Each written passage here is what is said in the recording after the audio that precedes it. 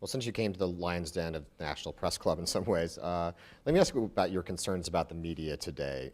What do you think are the problems with the media, the news media, and what do you think that means for society, and what would you do to fix them? Well, those are, identifying the problems and how to fix them are two, very, very different kinds of questions.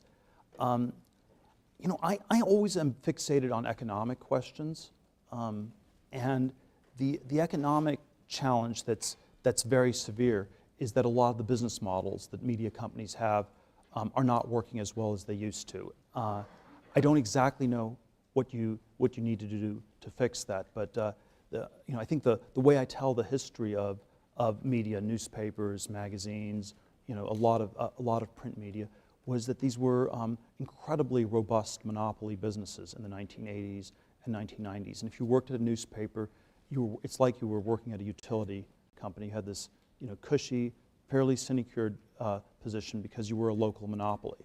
And the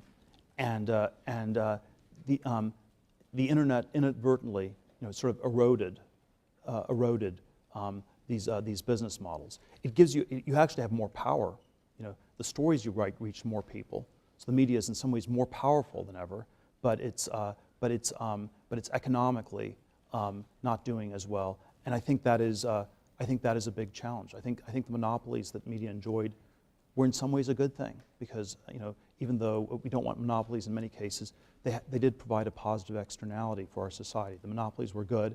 The monopolies have been eroded, and that's sort of the core challenge. It's not the self-understanding people have.